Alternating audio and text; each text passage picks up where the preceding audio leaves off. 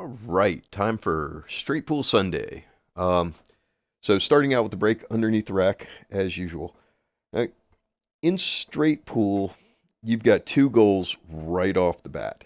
The first one is to get yourself in line and make sure that you have a shot. So sometimes if you're under the rack or whatever, you have to shoot a couple of shots to get yourself in line. After that, it is breaking up the mess in the middle and getting everything broken out, dealing with your problems. So in this rack, I got a pretty good break. I came out to the center. I've got shots. Um, the six ball is kind of in a perfect place to break out the rest of the rack. So I'm going to use the balls that I can see to get a leave on the six to break out the rack. So I'm going to start with this 10, get it out of the way.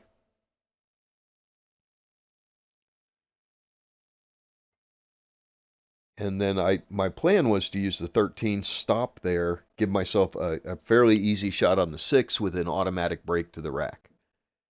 But I'm a little bit too far up. I needed to come back another little bit. So I'm just gonna roll the 13 in, and now I've got the leave that I wanted. Um, I do have to use a bridge for this. I'm short. It happens. Uh, so I'm going to put the 6 in the bottom right, and I am going to hit this pretty firm because the balls aren't really close together, which means that they're going to need some speed to break out. So I'm just going to stop the cue. I'm using the 5 as a safety ball. What that means is anytime you go into the rack like this, you want to have a ball that you can just leave as your next shot if you and it allows you to break it out without getting yourself in trouble and getting stuck in the middle of the rack. So the 5 was my safety ball there, but now that I've broken it out, um, the 7-2 is a little weird, so I'm going to go ahead and take the 7 here. Here comes the bridge again. Yes, I hate being as short as I am, but it is what it is. Um, I'm going to cut the 7 in. I'm going to leave for the 12. Now the 2 falls in, so okay, bonus. I don't one less shot I have to make.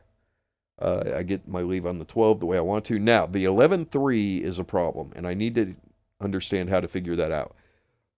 So the 4 ball is a really good break ball. I don't want to mess with that. So what I want to do is I want to roll forward off the 12. I want to roll past the midline of the 14 to the top or bottom right corner so that I can shoot the 14 in and just roll the cue ball forward into the 11-3. And if I overshoot it, it's okay because I've still got 2 balls up table that I can shoot at. And that's exactly what happens. This is more of an angle on that 14 than I wanted. I could take it, but it's a risky shot. If I make it, I'm golden. But if I miss it, my run ends. So I decide to use the 2 balls up table to reposition myself for that 14. So the 15 is an easy shot. The 8, now I'm going to roll up. And my intent is to roll up for the 14 in the top right. So I'm going to draw this a little bit. I was dead straight in. I have a choice now of the 5 or the 4. The 4 is a much better break ball, so I'm going to shoot the 5. And I'm going to take the natural leave on the 9 ball. Now it's getting a little dicey because we're getting towards the end of the rack, and I've still got that problem. Unfortunately, I hit the 9. So now I have 2 choices. I can roll up and take the 4 and try to break out the 11-3 into an under the rack break, or I can go 3 rails around the table with the cue ball to get a leave on the 14. That, again, very risky, and if I get the wrong angle, I could end up in a place where I can't recover. So I'm just going to roll off the 9 straight forward and try to get a leave on the 4 where I can make the 4 and bump the 11-3. You really don't want to have a problem like that 11-3 at the end of the rack like this, but I've been a little bit off on my leaves, and it's cost me.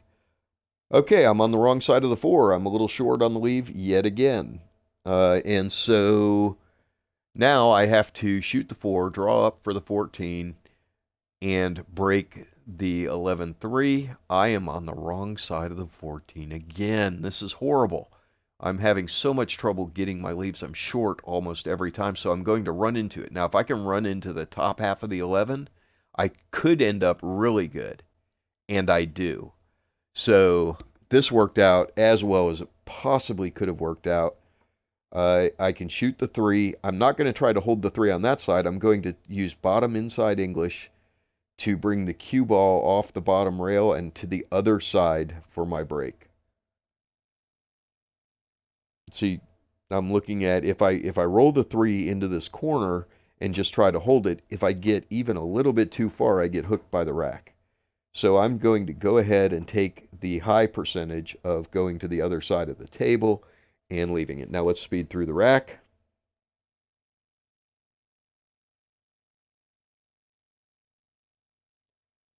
So this shot, while I'm speeding through the rack, this shot I'm going to want to use top right English. Uh, I'm going to be hitting the second ball, which is the 9 in this case, absolutely full, and I don't want the cue ball to hit it and stick there. So I'm going to use a lot of top right English to make sure that I get it out from underneath the rack. Okay, that worked out perfectly. So I'm looking at this. First goal, get in line. Second goal, start working towards a break shot. Um, the 8 is a break shot on the rack. I could shoot the 15 here and break them up, but those 3 balls at the bottom of the table, they have no value in breaking that rack. So I'm just going to go ahead and use them to get an exact position. I'm going to check and see. I don't like taking the 8 from there. I think the 9 might have had just a little edge of it. Yeah, okay, so that was a foul. But I'm practicing, so I'm just going to put it back and keep going. Okay, all good. Use the 13. I'm going to roll up for the 4. I can do 2 things. I can roll up straight into the 4 and then use the 9 as my break shot. Or, as it happens, when I shoot this, I get an angle on the 4 where I get an automatic break. Now, I know a lot of people who would be really tempted to fire this 4 in and drive through the rack, but if you hit it just kind of medium speed, watch how this rack breaks up. And this happens because I don't crush it. I just roll it. And look at that. It almost looks like a drill. Okay, so 9 in the corner. And I've got two potential break shots here. The 1 or the 14 could be a break. The 1 is a much better position for a break shot, so being a little higher on the rack. So I'm going to use the 1 as my break shot. I'm going to make the 9 and roll up for the 14. This is so I can get down to that 5 that's underneath, because once that 5 is gone, I should be at basically stop pool for the rest of it.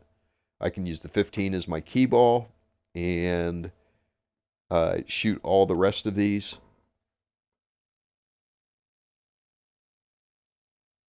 So 5, I really want to get between the 1 and the 15, but I spin it a little bit too much, and that is really unfortunate because that 15 just became a problem.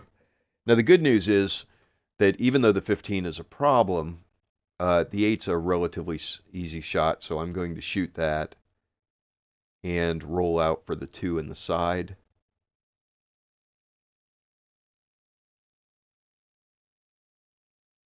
The other side.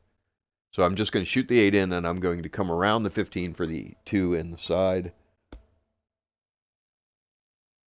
Nice easy shot. But my stroke, I screwed up my stroke. That was supposed to be top right English, and it ended up top English. Now I'm hooked on the 2. I have 2 choices. Well, 3 choices. I could shoot the 2 in the side by jumping, or I could put the 15 up in the top left corner, or I could put the 15 in the left side. I choose the left side because if I go to the top corner, I have to do funny things with the cue ball to get it where I want it. So I choose the side, and this is an illustration of trying to do too much on a shot. Yeah, and it ends my run.